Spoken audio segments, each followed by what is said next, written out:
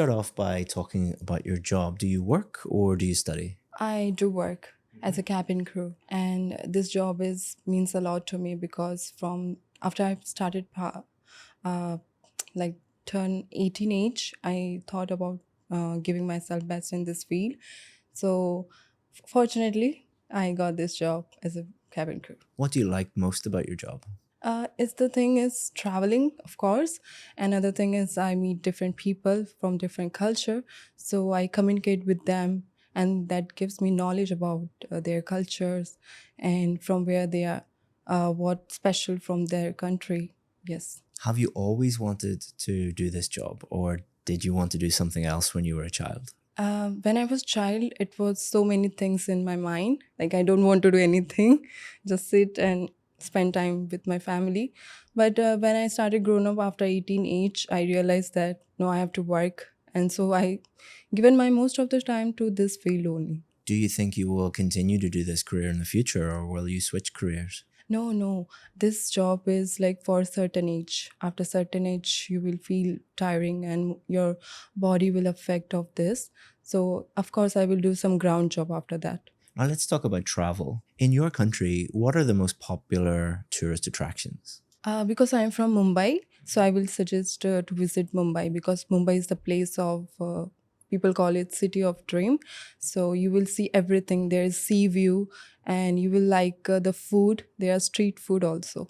So you will definitely love Mumbai once come there. Do you prefer to travel within your own country or internationally? I would prefer to travel in my country because I still want to visit more state in my India, which I still not visited.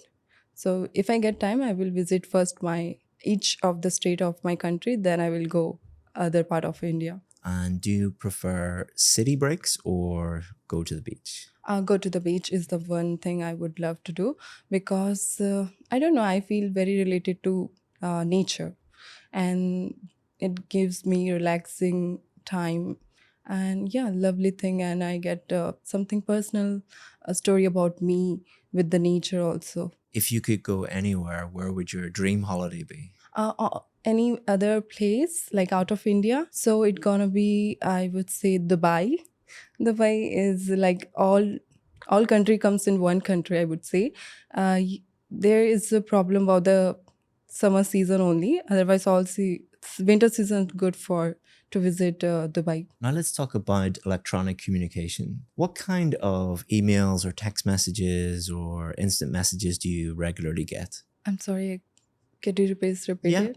So digital communication, so things like text messages on your phone or emails, or you could have instant message like Messenger and Instagram messages, things like that.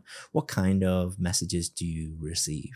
I don't talk on social media much because I would like to give my time to my family members, my close ones, rather than making chit chat with people's like different people's. Do you prefer to talk to your friends or family on the phone or by email or text? I love speaking with my family on video call because it gives me personal experience talking on video call, and I never feel like I'm like if I'm somewhere else far from my family, so I make sure to have a video call with them every day, so it feels like you're with them only. Yes. When you receive messages, do you reply to them straight away or do people have to wait for you to reply? It depends on the person. If someone from my close family, of course, I will instantly reply them if I'm available. And if someone like outside of my family, it depends on the message, what it is exactly. So I will reply based on that. Are you happy to receive emails from companies, marketing emails? Not at all. It's the spam messages. I don't like it because it fills my email box and I have to delete all the emails because of that. Now let's talk about languages. How many languages do you speak? So I'm from India. In India, we have 29 different languages, but I'm blessed to have this popular language which is Hindi. I have learned Hindi. Then there is Marathi which speak in Mumbai particularly. Then there is Bengali which is my mother tongue, which is the language from the Kolkata part. So yes, I know these three language for now. And how often do you speak English? English, yes, it was subject in my school, so I know English well, and I speak with people who are like in the professional field. We use this English language. Did you enjoy learning languages at school? Yes, during school I used to enjoy because in school there are very different way of teaching. They really use the picturized things to make us memorize about the languages and all. So yes, What do you think is the hardest language to learn? it's nothing yet. I never tried any other different language than Turkish, which was also easy for me. I know basic Turkish. After that, I never learned any other language, so not know about much. Which one is hard? Since I'm working as a cabin crew, so we have this layover which is in Hanoi, and this layover was special for me. The reason behind because Hanoi people are very nice. They know about the hospitality, and in this hotel, I can't remember the name of the hotel because it's been a long time, but this hotel provide spa and massage facilities which are very nice and relaxing. And the good thing is the price is cheaper there. So if people go there to do spas, facial and all, it will be worth it. Also, I have tried a dish in Vietnam since I'm vegetarian, so I know I got very less option, but it was a vegetable fried rice which gives different taste. I have tried many other fried rice in different country, but this was the favorite one I had. And also, if say about hotel staying, so the rooms are very nice. I must say they have very good interior in the room, very comfortable beds, and the view from my window was amazing. I was like looking, like 10 minutes I sat on my window and looking the views outside, and it's really nice to have this vacation at Hanoi. Also about like working as a crew, my we must have one Vietnam language speaker on board, so he was help us to taking us on layover outside the hotel, what's the thing we should do, and everything he helped me in that. That's the end of part two. Let's move on to part three. We've been discussing a hotel that you stayed in. We're going to continue to talk about hotels. What things are most important when someone is choosing a hotel? The important thing is where this hotel is located, and this hotel should be at least basic amenities a person should need it. It's because it's very important you get rest well there. Yes, these two things. Why are there some people who really don't like staying in hotels? Because they are away from their loved ones, maybe. Also, there is one more reason, because it not gives that feeling that we get in home. Yes. Do you think staying in an expensive hotel is a waste of money? It's depend on a like location. Hotel, if it's very expensive, also no matter like you can have a bad experience there as well. It's you before going to any hotel, just check the review. So not never matter on the price. Now let's talk about working in a hotel. Do you think that people need different skills to work in a luxury hotel versus a normal hotel? Working in hotel requires skills because we have to deal so many customer there, and their requirements we need to fulfill, especially when it comes decision making. So we need skills to work in hotel. What skills are needed to be a successful hotel manager? The very important top is teamwork. When you handle a situation and if your team member is stuck somewhere, it's important to understand the situations and try to work together, help your colleague as well. So I'm going to give you some feedback on part one, part two, and part three of the test. Then I'll give you some feedback on the different parts of the marking criteria: pronunciation, grammar, vocabulary, fluency. So part one, I think, was your strongest part. You had no problem discussing those questions with me. I think this is your real strength, is a conversational English. You've no problem with these normal everyday questions, getting to know you questions. I've no real feedback on part one. I think the areas that you could improve on would be part 2 and part 3. So what we tend to do with our students is focus on the weaknesses to try and help you as much as possible. So the things I'm going to say, it might seem harsh or I'm being overly critical, but it's to help you as much as possible. So part 2, we were describing a hotel. You ran out of things to say multiple times, and I had to ask you to continue to speak.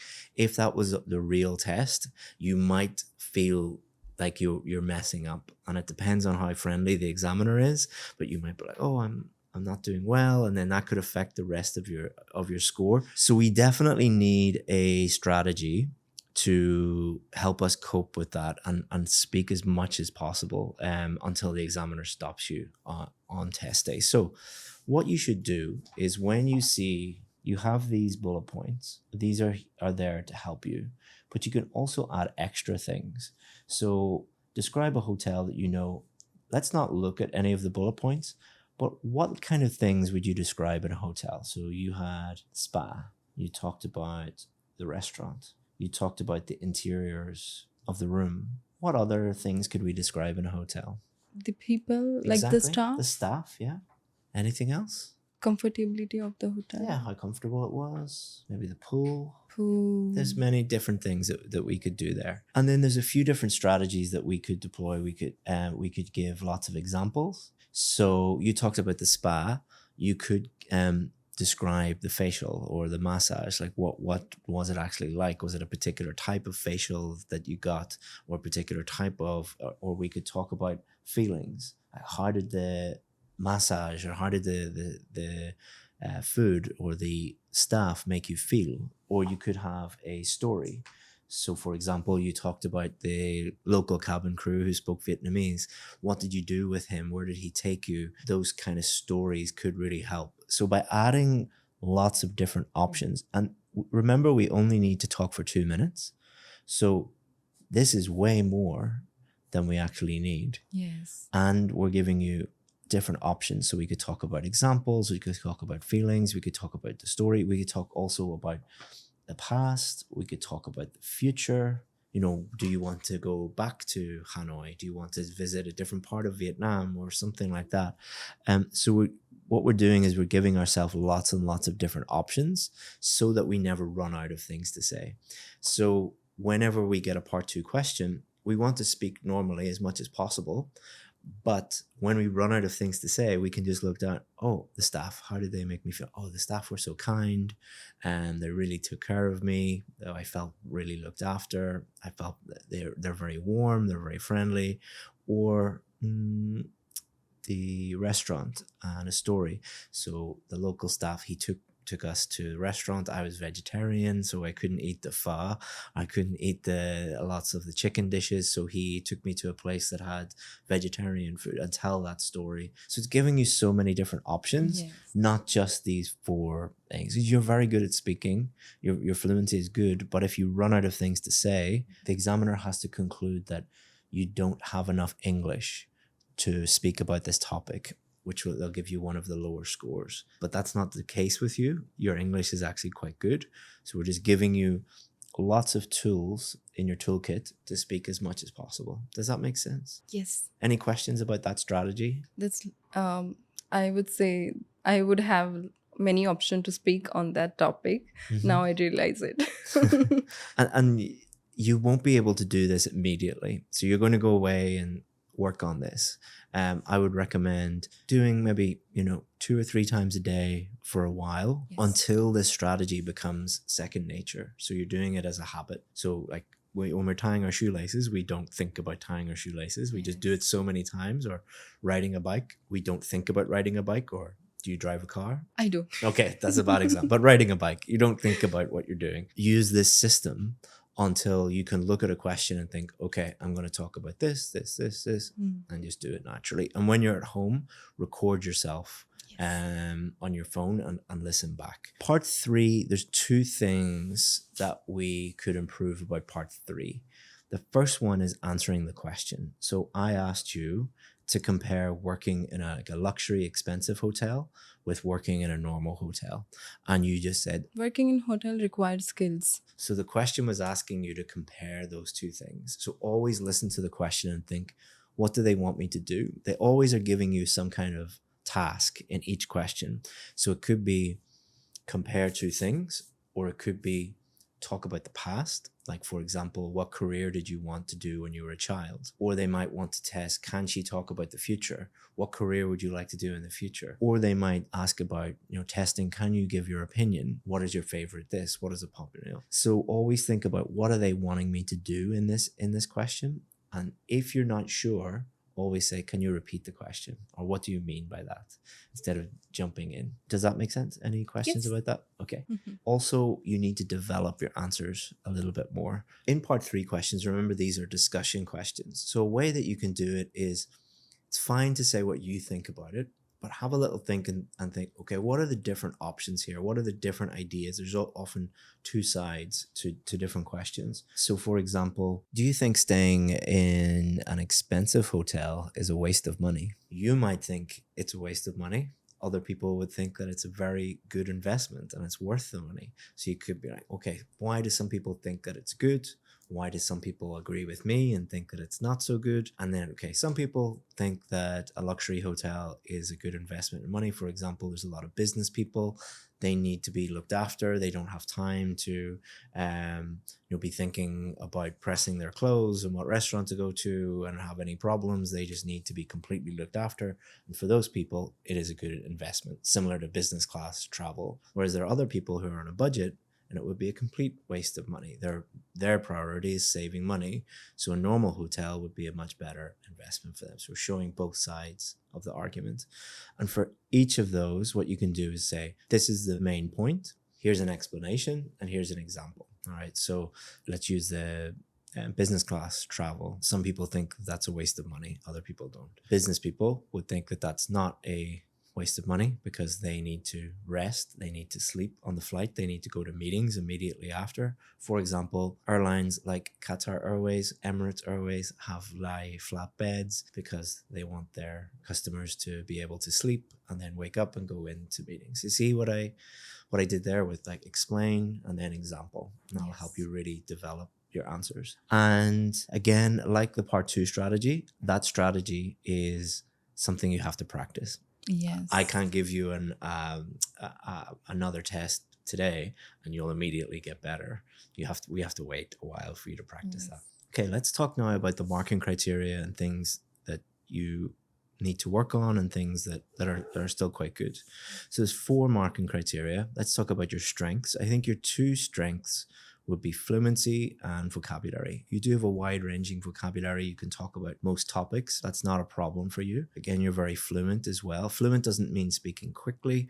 It just means you're able to speak without pausing and really searching for the correct words, the correct vocabulary. You have no problem there. You do need to develop your answers a little bit and make sure that you're answering the questions.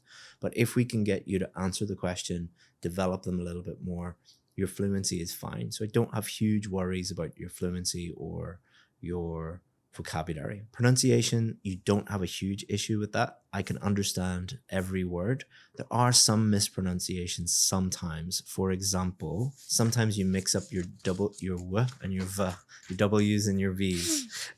So for example, window instead of window. Oh my gosh. That's a really tricky thing. You picked it up. It's not very noticeable, but I'm Yes. really listening out for it. I'm sure when you're working as cabin crew and you say like you need to Open the window shade. open the window, you said it perfectly that time. But at times you do mispronounce some, not whole words, but signs within, like a w and v. That's very common with many people from certain parts of India. It's not a huge issue, and I'm not saying that you need to change your accent or anything. We don't teach changing accents. You don't need a British accent or an American accent to get a higher score. We would encourage everyone to speak with their own accent as clearly as possible. And so I think you need a little bit of work on your pronunciation if you wanted one of the really higher scores. But I think it's more just making you aware that there are some problem sounds and helping you speak as clearly as possible in your own accent. But I don't think pronunciation is a huge issue for you either. The biggest issue is grammar. That is your number one problem. Yes. So, you are consistently making, we call it systematic errors. Not every time, but a lot of the time you're using certain systems, such as articles, for example, and you are making the same error again and again. There's a difference in IELTS and in general in language learning between serious grammar errors and minor grammar errors. Serious grammar errors stop me understanding you. So it's like, I don't, what did you say? The mistake is so big that I don't understand. The good news is you don't have any of them. You're not making serious grammar errors, but you do have lots of small minor errors. Minor errors are not too bad because it means I can still understand everything you say. So you're making little mistakes. There's no problem with communication. So in your job or where you live, if you're speaking in English, nobody is going to be like, what did she say? Like, everyone knows exactly what you're saying. But if you wanted one of the higher scores, we would need to, and I'm going to look at your transcript. I will look through the transcript and I will identify the problem areas. So we don't need to improve the whole of the grammar book. We don't need to give you a big thick grammar book and tell you to go and study for 2 years. We need to identify what are the 1 or 2 problem areas, and if we can fix those problem areas, we can improve things massively. So I can't do that immediately. I need to look at your transcript. I believe it's going to be articles and a few other things, but we'll have a look at that. And what I've done for you guys is I've analyzed hundreds of Band 9 transcripts from our successful VIP students, and I've put the 100 most used words into a PDF for you. If you want that, go to the description or the pinned comment. You can download it for free. Well done. Any questions? Thank you so much for it. Your feedback really helped me, and you really picked up the things which I need to be improve, and I was not aware of it, but I will start practicing it from today. Okay. Yes, thank Good. you. If you want another video on IELTS speaking, here's one more sample. And if you want help with more IELTS speaking tips, click here.